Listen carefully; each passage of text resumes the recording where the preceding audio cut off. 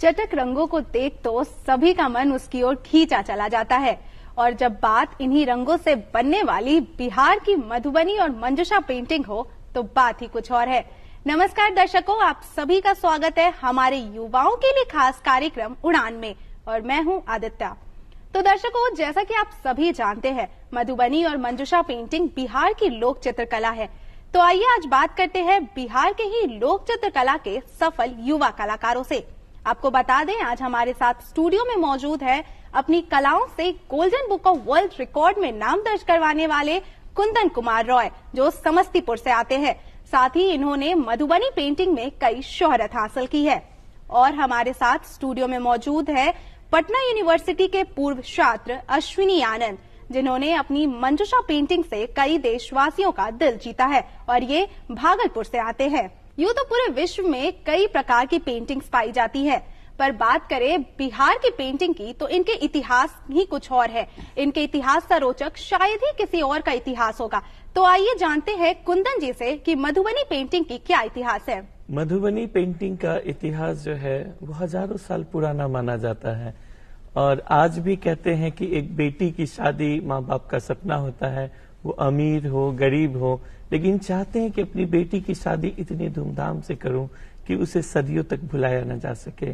तो ऐसा ही जब जनक नंदिनी सीता जी की शादी होने वाली थी तो राजा जनक जी ने सोचा कि शादी की तैयारियां कुछ ऐसी होनी चाहिए, बारातियां जो अयोध्या से आने वाला था, तो उन बारातियों का स्वागत कुछ इस तरह किया जाए कि यह शादी जो है सदियों तक याद रखी जाए और मिथिला की जो संस्कार थे, जो परंपरा थे, जो सभ्यता थी, वो सब उनको दिखाई देने चाहिए थे। तो उन्होंने मिथिला पेंटिंग से अपनी प्रजा को, अपने घरों की दीवारों को सजाने के लिए कहा और उन्होंने ऐसा ही किया। फिर तो जो संस्कार और जो परंपराएं दीवारों पे उकेरी गई और शादी में जो बारातियों का स्वागत हुआ, इतिहास बन गया और वही पेंटिंग जो है मिथिला पेंटिंग या मधुबनी पेंटिंग के नाम से प्रसिद्ध हुए। तो दर्शकों, जैसा कि आप जानते हैं, हमारे साथ मंजूषा आर्टिस्ट अश्विनी आनंद मौजूद हैं।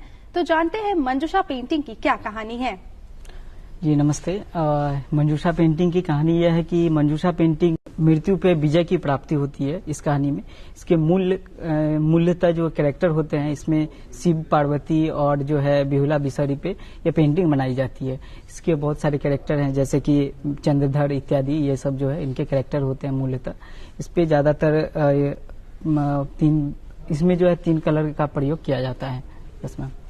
सर, तो ऐसी कोई खास टेक्निक जो सिर्फ इसी में इस्तेमाल की जाती हो? Yes ma'am. तो इसमें जो है कि मात्र 3 कलर का प्रयोग किया जाता है, ग्रीन, येलो और रेड, जो कि सुख, समृद्धि, हरियाली का प्रतीक माना जाता है।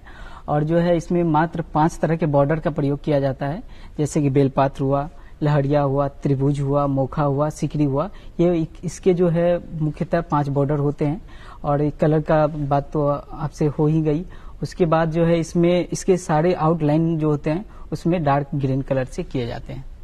तो दर्शकों, हमने देखा कि काफी रोचक इतिहास रहे हैं मधुबनी और मंजूषा पेंटिंग की। तो यहाँ पर कुंदन जी, मैं आपसे जानना चाहूंगी कि आपको मधुबनी पेंटिंग करने की प्रेरणा कहाँ से मिली?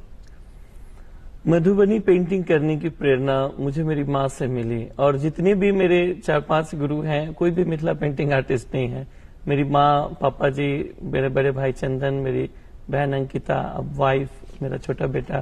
तो मेरी माँ जो सबसे पहले मुझे पेंटिंग के लिए मोटिवेट करती थी कि वो अपना हाथ दे देती थी। जब मैं छोटा, माँ बताती है कि जब मुझे लिखना पढ़ना भी नहीं आता था तब से मैं पेंटिंग कर रहा हूँ, तो हाथ दे देती थी और इस पे कुछ मिथिला पेंटिंग बना के बताओ।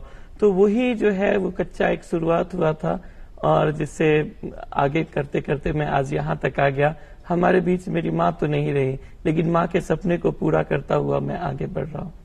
तो दर्शकों, जैसा कि हम जानते हैं, मधुबनी और मंजूषा पेंटिंग की शुरुआत भी महिलाओं द्वारा की गई थी और आज कुंदन जी के प्रेरणा स्रोत भी उनकी माँ रही हैं। तो दर्शकों, आइए जानते हैं कुंदन जी से कि मधुबनी पेंटिंग में पहले ज्यादातर देवी देवताओं या पर्यावरण के चित्र का इस्तेमाल किया जाता था, लेकिन समय के बदलते अभाव के साथ इसमें काफी चेंजेस भी आते गए। तो मैं आपसे जानना चाहूंगी कि इस चेंजेस को आप किस नजरिए से देखते हैं और इसमें क्या क्या चेंजेस आए हैं? परिवर्तन और उम्र, आप चाहें या ना चाहें, वो आनी ही है। आधुनिकता हर परिवेश में आता है, हर इंसान के जीवन में भी आधुनिकता का समावेश होता है। जैसे जैसे जानकारी बढ़ती है, जैसे जैसे एजुकेशन बढ़ता है, जैसे जैसे साक्षरता की ओर हम बढ़ते हैं, तो कुछ न कुछ चेंज हमारे अंदर में आता है। तो मिथिला पेंटिंग जो थी वो भित्ति चित्र या अड़ीपन होते थे। भित्ति चित्र में हम जो है दीवारों पे जो पेंटिंग करते हैं उसको भित्ति चित्र कहते हैं, और जो आंगन में महिलाएं या पुरुष जो रंगोली डालते थे या डालते हैं तो उसको अड़ीपन कहते हैं, जो चावल के पिठार से बनाई जाती है। तो जैसे जैसे समय बीतता गया और नई नई डिमांड आने लगे, नई नई चीजों पे हमने इंट्रोड्यूस किया, जैसे जो पूजा पाठ में यूज किए जाते थे, तो मिथिला पेंटिंग भी मतलब दुनिया से अलग था। मधुबनी में या मिथिला रीजन में सीमित था। लेकिन 1934 के दशक में क्या हुआ, एक बार भूकंप आया। तो भूकंप आने से जो ब्रिटिश गवर्नमेंट थी उन्होंने WC आर्चर को वहां पे मुआयना करने के लिए भेजा। तो उन्होंने देखा कि ये क्या है, दीवारों पे ये कौन सी तस्वीरें हैं जो पिकासो से, जो मीरो की पेंटिंग के समकक्ष की पेंटिंग है, और ये इस तरह बिखरी पड़ी है। तो संभवतः वो सबसे पहली पेंटिंग की तस्वीर रही होगी जो WC आर्चर ने लिया और उसे ब्रिटिश गवर्नमेंट को भेजा, और उसके बाद ही वो जो है बाहर आने लगी, फिर पेपर पे आई, फिर कपड़ों पे आई, और आजकल हम देखते हैं हर चीज पे आपको मिथिला पेंटिंग दिखाई देगी। और जब कोरोना का पीरियड आया हुआ था, लोगों का रोजगार छिन गया था, और उस समय लोगों ने मास्क के ऊपर मिथिला पेंटिंग बना करके फिर से इसको ऊपर कर लिया और अपने आप को एक व्यवसाय का रूप दिया कि ठीक है, हम सबल हैं, और हर युवाओं ने इस चीज पे काम किया। तो हम देखेंगे कि आधुनिकता में काम होना चाहिए। जैसे भित्ति चित्र में था, लोग जान नहीं रहे थे, धीरे धीरे पेपर पे आने लगा तो विदेशों तक पहचान बना। लेकिन जो मेन कला का जो आत्मा होता है वो नहीं मरना चाहिए। आप जहां भी मिथिला पेंटिंग कीजिए, उसके जो नियम है, उसकी जो बातें हैं, उसको ध्यान में रखते हुए आप अगर करते हैं तो हर तरह का प्रयोग जो है स्वीकार है। तो दोस्तों, हमने यहाँ पर देखा कि कुंदन जी की पेंटिंग को पूरे देश विदेश में खूब पसंद किया गया। तो आइए जानते हैं अश्विनी जी से कि क्या मंजूषा पेंटिंग में भी ऐसे बदलाव देखने को मिलते हैं। जी बिल्कुल। अभी के दौर में जैसे कि पहले जो है कथा चित्र बनाई जाती थी, बिहुला बिसहरी से संबंधित, देवी देवता से संबंधित पेंटिंग बनाई जाती थी। लेकिन अभी के दौर में क्या हो रहा है कि सरकारी योजना से संबंधित या फिर जैसे अभी कोविड का दौर आया उससे संबंधित पेंटिंग बनाना जो है चालू कर दिए गए हैं। और इसके जो भी मोटिव्स हैं इसमें बहुत सारे बदलाव भी किए गए हैं। जैसे कि मधुबनी पेंटिंग में जो है कि बहुत सारे बदलाव किए गए हैं, तो उसी प्रकार से उसी का जो है यहाँ पे प्रोक्ष यहाँ पे देखने को मिलता है। दर्शकों, पेंटिंग हो या जीवन का चक्र, सभी में बदलाव जरूरी है। तो कुंदन जी, मैं आपसे जानना चाहूंगी कि ऐसे कई युवा हैं जो पेंटिंग बनाते हैं, कला चित्र करते हैं, लेकिन सही मंच ना होने की वजह से उसे प्रदर्शित नहीं कर पाते। तो मैं चाहूंगी कि आप उनको कुछ सलाह दें।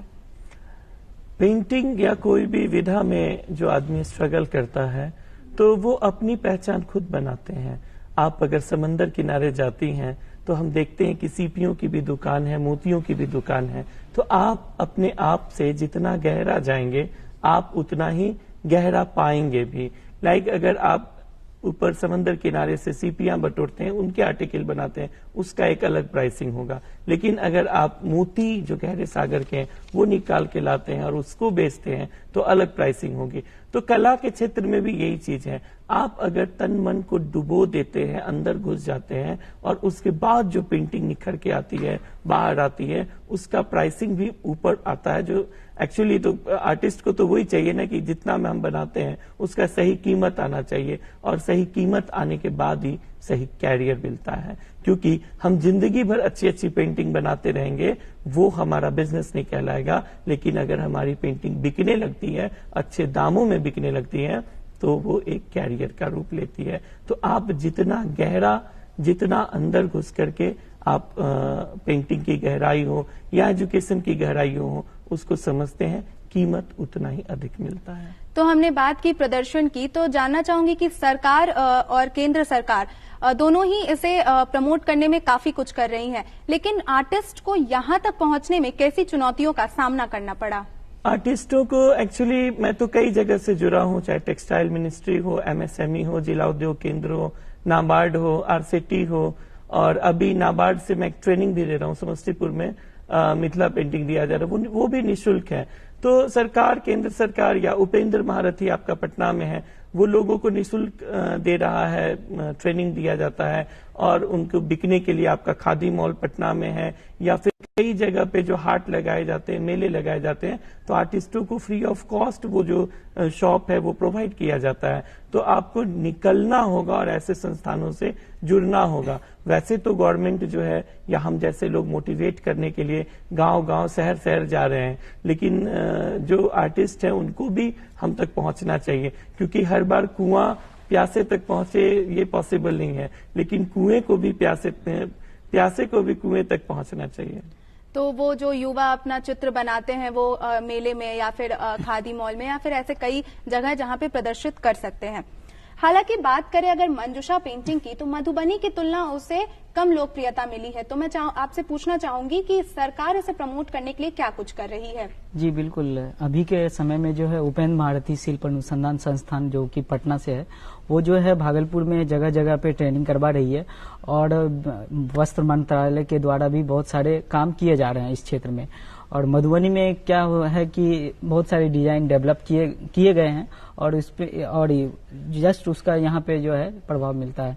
जैसे कि यहाँ पे भी बहुत सारे मोटिव्स पे के ऊपर काम हो रहा है, और उसको लेके बहुत सारे जैसे कि आप इस प्रोडक्ट पे डिजाइन हो रहा है, और उस प्रोडक्ट को यहाँ पे खादी मॉल या फिर हैंडलूम मॉल में ये सब यहाँ पे दिया जा रहा है।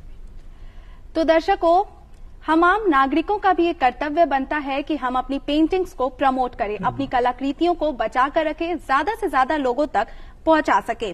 कुंदन जी, ये प्रोग्राम हमारे युवाओं के लिए है, तो मैं आपसे जानना चाहूंगी कि ऐसे कई कॉलेजेस हैं जहां पर आर्ट, फैशन जैसे तमाम विषयों की पढ़ाई होती है, लेकिन मैं आपसे जानना चाहूंगी कि कोई ऐसे कलाकृति केंद्र या फिर कोई ऐसे इंस्टीट्यूशंस बताएं जहां पे युवा जाकर अपनी रुचि को एक रूप दे सके। आप उपेंद्र महारथी पटना में हैं, जो कई तरह के फोक आर्ट्स पे और आर्ट्स पे काम करती हैं। अभी ललित नारायण मिथिला यूनिवर्सिटी में भी मिथिला पेंटिंग के कोर्सेज हो गए हैं।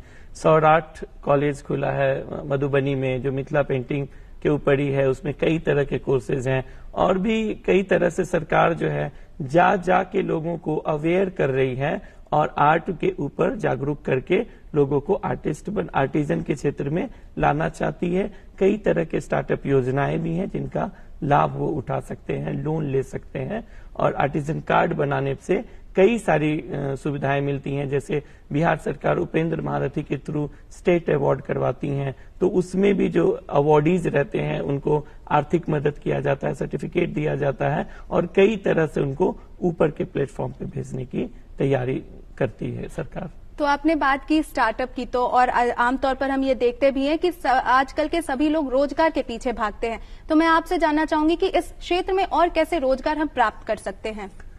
रोजगार आप अगर कोई मदद करे ना करे, अगर जो रोजगार करना चाहता है वो कहीं से भी कर सकता है। अभी आप देखिए ऑनलाइन का जब एरा है और हर कोई ऑनलाइन कुछ भी सेल कर सकता है, उसके लिए आपको सिर्फ कॉन्फिडेंस की जरूरत है, पैसे की जरूरत नहीं है। और अभी मेरी पेंटिंग एक न्यूयॉर्क गई है, $100 में उसको मैंने सेल किया है आरोन सिनिफ्ट सर को। तो वो भी तो ऑनलाइन के जरिए उन्होंने मुझे कांटेक्ट किया और समस्तीपुर से न्यूयॉर्क तक पेंटिंग चली गई। तो आप ये नहीं सोचिए कि कैरियर बनेगा या नहीं बनेगा, आप जस्ट एंटर कीजिए। यहाँ जो कहते हैं ना कि सफलता भी उस इंसान का रास्ता देख रही है जो संघर्ष करता हुआ चला रहा है। तो हमेशा एंड प्रोडक्ट की तरफ ना देखिए कि हम सफल कैसे होंगे, आप ये देखिए कि हम संघर्ष कैसे करेंगे, और जो भी इंसान संघर्ष की राह चलता है वो हमेशा ऊपर उठता है। तो दर्शकों, कोई भी विशेष कलाकृति में अगर आपको रुचि है या फिर कोई विषय में रुचि है तो उसे जरूर बनाकर रखें, क्योंकि आगे चलकर ये आपको रोजगार दिलाने में बिल्कुल मदद करेगी। तो कुंदन जी, मैं आपसे मधुबनी पेंटिंग की शैलियों के बारे में जानना चाहूंगी। मधुबनी पेंटिंग दो तरह से बनती है, एक तो भित्ति चित्र जो मैंने कहा दीवालों पे बनती है, दूसरा अड़िपन। लेकिन इसकी 5 शैलियां हैं, तांत्रिक, गोदना, कोहबर, कचनी और भरनी। कचनी शैली में होता है कि हम फाइन लाइंस बनाते हैं और उसमें कलर फिल ज्यादा नहीं करते हैं, सिर्फ लाइंस बनाते हैं। और भरनी शैली में हम क्या करते हैं, कलर फीलिंग का काम ज्यादा करते हैं।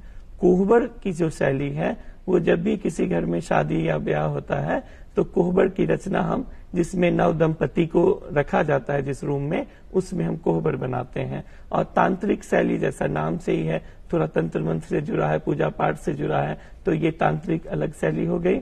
और गोदना शैली जो है वो टैटू जो हम बनवाते हैं शरीर के ऊपर, तो उसको भी उन्होंने पेपर पे उकेरा और उसको भी सिल किया। तो आप कह रही थी कि कैसे आर्टिस्ट कला को मतलब इसमें कैरियर बनाए, और आप इन शैलियों से देखिए कि हर जाति, हर कास्ट, हर तरह के लोगों ने अपनी अपनी जो रचनात्मकता थी उसको पेपर पे उतारा, उसको कपड़े पे उतारा। और वैसी महिलाओं ने भी रोजगार का सृजन किया जो कहीं पढ़ी लिखी नहीं थी, जो अच्छे मतलब जिनका बहुत पैसा नहीं था उनके पास, या फिर वो बहुत ज्यादा इंटेलिजेंट नहीं थे, लेकिन रोजगार का सृजन ऐसा किया कि आज पढ़े लिखे लोग भी और MBA करने के बाद भी या बड़े बड़े कोर्स करने के बाद भी इस कला को सीख रहे हैं, इससे व्यवसाय कर रहे हैं और आगे बढ़ रहे हैं।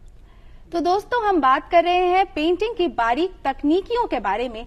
तो आइए जानते हैं अश्विनी जी से कि मंजूषा पेंटिंग में गहरी मोटी लाइनों का प्रयोग क्यों होता है और इसके पीछे की क्या कहानी है। मैम, मंजूषा पेंटिंग में जो गहरी मोटी लाइन होती है उसमें जो है जितने भी आउटलाइन का प्रयोग किया जाता है वो गहरी मोटी लाइन से किया जाता है ताकि वो स्पष्ट रूप से दिखाई पड़े। और उसका जो गहरी मोटी लाइन होती है उसमें ज्यादातर डार्क ग्रीन कलर का प्रयोग किया जाता है। तो अश्विनी जी, साथ ही मैं आपसे ये एक और सवाल पूछना चाहूंगी कि आप एक युवा है और आपने कई डिग्रियां भी हासिल की है, जैसे कि पोस्ट ग्रेजुएशन और स्नातक, वो भी फाइन आर्ट्स में। तो आजकल कई ऐसे युवा हैं जो इस क्षेत्र में रुचि रखते हैं और वो अपने इंटरेस्ट को फॉलो करने के लिए किसी क्लासेस या इंस्टीट्यूशन से भी जुड़ते हैं, लेकिन जब कोर्स करने की बात आती है, जैसे कि स्नातक या पोस्ट ग्रेजुएशन करने की बात आती है, तो वो किसी और विषय की तरफ चले जाते हैं। तो मैं आपसे जानना चाहूंगी कि आपके इस कोर्स पे क्या अनुभव रहे हैं और हमारे दर्शकों को इसमें आगे बढ़ने की प्रेरणा दें। हमने यहाँ पे BFA की पढ़ाई करने के बाद जो है यहाँ पे ये NVS या फिर KVS में जो है आप फॉर्म सबमिट करके आप जो है वहाँ पे जॉब कर सकते हैं। तो दोस्तों, अगर आप किसी भी क्षेत्र में कोई भी डिग्री हासिल करते हैं तो वो आपको रोजगार दिलाने में जरूर मदद करेगी। कुंदन जी, यहाँ पर मैं आपसे जानना चाहूंगी कि ऐसे कई लोग हैं कि जो उस क्षेत्र में रहते हैं, जैसे मिथिला के क्षेत्र में रहते हैं, तो उनमें मिथिला की पेंटिंग करने की ज्यादा रुचि होती है अगर तुलना करें आम लोगों से। तो आप इस चीज को कैसे देखते हैं और अगर इसमें बदलाव की जरूरत है तो कैसे बदलाव आ सकते हैं। मधुबनी पेंटिंग या मिथिला पेंटिंग जिस रीजन में की जाती है उसको मिथिला कहते हैं, और यहाँ के जो लोग हैं उनके लिए यह महज एक पेंटिंग नहीं है, जिंदगी का एक हिस्सा है। वो सोते जागते उठते बैठते ये अपने आप को आत्मसात करके चलते हैं। हम जैसे पूजा पाठ करते हैं वैसे ही हम पेंटिंग किया करते हैं। लेकिन ऐसे भी लोग हैं जो इस क्षेत्र में नहीं है, कहीं ना कहीं से उनकी रुचि होती है और वो खींचे चले आते हैं। मैं तो ये कहूंगा कि जिनके रगों में खून नहीं जुनून दौड़ता है तो वो किसी भी रीजन में रहे, कुछ भी करना चाहते हैं तो वो कर ही लेते हैं, वहां तक पहुंच जाते हैं। और कहा भी गया कि किसी भी चीज को शिद्दत से चाहिए तो कायनात भी उसको मिलाने के लिए लग जाती है। तो मिथिला पेंटिंग के साथ यही हुआ है। पहले जो था वो मुंबई एक हब हुआ करता था एक्टिंग की दुनिया के, तो वहां सिर्फ मुंबई के लोगों ने एक्टिंग नहीं किया है, पूरे देश के लोग में जिनके अंदर एक्टिंग का कीड़ा था वो मुंबई चले जाते थे और उन्होंने छाप छोड़ी है, मिसालें छोड़ी हैं। तो इसीलिए आप ये नहीं कह सकते कि किसी खास क्षेत्र की चीजें हैं तो हम वहां तक नहीं पहुंच सकते हैं। अगर आप करना चाहेंगे तो आसमान भी झुक जाता है, बस झुकाने वाला चाहिए। तो और जो युवा हैं जो जुड़ना चाहते हैं मिथिला पेंटिंग और सीखना चाहते हैं कि ये कैसे करे, तो उनके लिए कुछ बताएं। उनके लिए कई सारे, जैसे मैंने बताया, उपेंद्र महारथी शिल्प अनुसंधान संस्थान पटना में है, मधुबनी में है, सौराठ कॉलेज खुल गया है, दरभंगा में LMNU से आप कर सकते हैं, और कई सारे ऑनलाइन कोर्सेज जो हैं वो आप ज्वाइन करके कर सकते हैं, या फिर आप YouTube की मदद से बहुत अच्छा सीख सकते हैं। लेकिन YouTube के वाले को मैं ये कहूंगा कि आपको फिर उनकी बारीकियां सीखनी होंगी, क्योंकि हर चैनल पे बारीकियां नहीं बताई जाती हैं। आप जितना गहरा अध्ययन करेंगे उतनी ही गहराई आपके अंदर आएगी मधुबनी पेंटिंग। एक और जानकारी आपसे लेना चाहूंगी कि आज जो पेंटिंग कर रहे हैं तो उनके लिए क्या सरकार कुछ ऐसे कदम उठा रही है, क्या उनको अनुदान दे रही है कुछ सरकार? सरकार हमेशा सार्थक कदम उठा रही है, और जो लोग अच्छे आर्टिस्ट हैं या जो पहुंच पा रहे हैं वो ले भी रहे हैं। कई जगह है जैसे टेक्सटाइल मिनिस्ट्री है वो जा जा करके बता रही है, जैसा इन्होंने कहा अश्विनी जी ने कि उपेंद्र महारथी जो है वो सहरसा में जाकर के भी लोगों को फ्री सिखा रहा है। इवन मैं भी नाबार्ड के थ्रू अभी ट्रेनिंग दे रहा हूं, वो निःशुल्क ट्रेनिंग है, उसका एक सेल्फ हेल्प ग्रुप बनाया जाएगा और उससे महिलाओं को खड़े होने के लिए, मतलब जो अपने कदमों पे खड़े होने के लिए यथापूर्वक मदद किया जाएगा। तो हम अपनी पेंटिंग्स को, अपनी कलाकृतियों को संरक्षित कैसे कर सकते हैं एक आम नागरिक होने के नाते? एक आम नागरिक होने के नाते मैंने पहले भी कहा है कि आधुनिकता में उसका जो मौलिकता है उसको ना खो दें। जो मौलिक चीजें हैं उसको अगर आप लेकर के चलेंगे तो आपकी कला जो फोक आर्ट है वो संरक्षित ही रहेगी। लेकिन अगर आप आधुनिकता की होड़ में उसमें चेंजेस कर देते हैं तो वो कभी संरक्षित नहीं कर पाएंगे। तो हर नागरिक संरक्षित कर सकता है, उसकी मौलिकता को बरकरार रखें। तो दर्शकों, जैसा कि हम देख रहे हैं कुंदन जी हमारे साथ मौजूद हैं और उन्होंने कई बारीकियों के बारे में और कई ऐसे तरीके बताए जिससे हम अपनी पेंटिंग को संरक्षित कर सकते हैं। तो आइए कुछ सवाल अश्विनी जी से पूछते हैं कि मंजूषा पेंटिंग को कैसे संरक्षित कर सकते हैं। मंजूषा पेंटिंग संरक्षित करने के लिए जो है कि जगह जगह, जैसे कि अभी के समय में जीविका का जो है ये चल रहा है गांव घर में, तो अभी क्या होना चाहिए कि जीविका दीदियों को जो है इसका ट्रेनिंग दिया जाना चाहिए। उसके बाद जो है पूरे गांव शहर मोहल्ला में जो है ये पेंटिंग जो है फैल जाएगी, जान पाएंगे, इस चीजों को जान पाएंगे। हमें लगता है कि इन चीजों को समूह से जोड़ा जाना चाहिए। तो एक युवा होने के नाते आपसे एक मैसेज चाहूंगी जो आप हमारे युवाओं को दें। हम तो यही बोलना चाहेंगे कि जो भी जिस क्षेत्र में काम कर रहे हैं वो दिल खोल के मेहनत से करें और आपको ऊंचाई तक लेके जाएगी। तो दर्शकों, जो भी आप सीख रहे हैं, जो भी आप कर रहे हैं, उसे बिल्कुल शिद्दत से कीजिए, उसे अपने पूरे मन और दिल से कीजिए। तो कुंदन जी, आप एक मोटिवेशनल स्पीकर हैं, तो मैं आपसे कुछ सवाल पूछना चाहूंगी। जैसे कि आजकल के कई युवा हैं जो अपनी जीवन चक्र में हुए चुनौतियों को लेकर या फिर कोई परेशानियों को लेकर बहुत जल्दी डिप्रेशन और एंजाइटी के शिकार हो जाते हैं। लेकिन आपने अपने जीवन काल में बहुत सारी चुनौतियों का सामना किया है और एक कलर ब्लाइंड पर्सन होने के बावजूद आपने रंगों को अपने जीवन का अभिन्न हिस्सा बना लिया है। तो मैं चाहूंगी कि आप अपने जीवन काल से हमारे दर्शकों को थोड़ी प्रेरणा दें। मुझे कलर ब्लाइंडनेस है और जैसा मैंने कहा कि मैं बचपन से ही पेंटिंग करता था, लेकिन मैं कई रंगों को पहचान नहीं सकता हूँ। लाल, हरा, पीला, मरून, ब्राउन, पिंक, पर्पल, इसको डिस्टिंग्विश नहीं कर पाता था। तो जिसके कारण से लोग हंसा करते थे, जो रिश्तेदार थे या जो आस पड़ोस के लोग थे, उन्हें लगता था कि एक कलर ब्लाइंड इंसान कैसे पेंटिंग कर सकता है। लेकिन इस चुनौती को मैंने मतलब पॉजिटिव लिया और ये सोचा कि एक दिन मैं पेंटिंग में अपना एक ऊंचा नाम, एक स्थान पा करके इनको दिखा दूंगा।